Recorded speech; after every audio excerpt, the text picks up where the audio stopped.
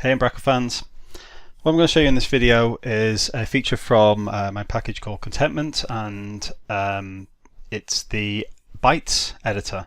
Now just to show you, if you saw the last video that showed how to install the package, and you should come to this screen, remember to photo up.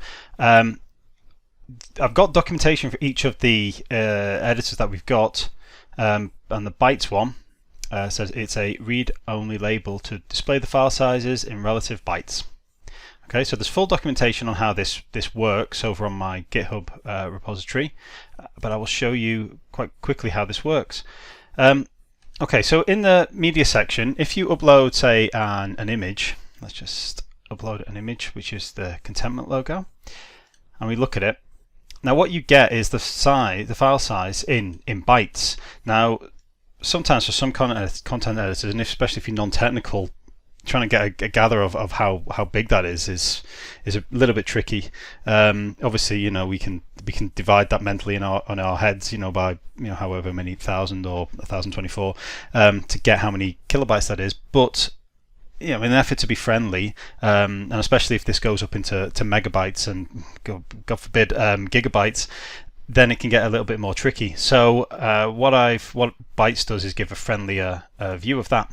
So if I come back over to the settings section, in the image media type, we can see the fields here, and this one is for the bytes is using Umbraco's label for a big integer or a long, as we know in C#. But if I swap this out to be the Bytes editor, so if I type into here Bytes, and this will create a new data type. You can create that manually in the data type section if you want, but with version 8 we use infinite editing. What you get is to create a new data type here, and you can configure this to how many bytes are in your kilobytes, let's say. So the modern thinking is like 1,000, but I'm kind of old school and go with 1,024.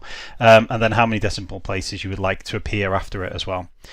So if we click submit, that's added, and save the image media type.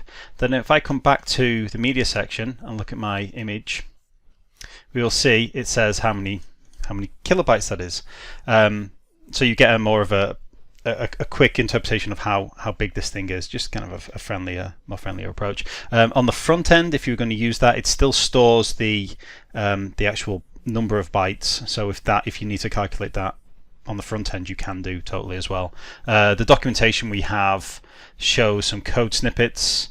Obviously it runs through everything we've just done, but some code snippets on how you can get that strongly typed, or if you're using something like Models Builder, how you can get that out, and you will get a long, which is an integer of 64 bits. Yeah, okay, super. Any questions, kind of leave a comment or reach me on Twitter or the GitHub issue tracker. Okay, thank you. Have a good day.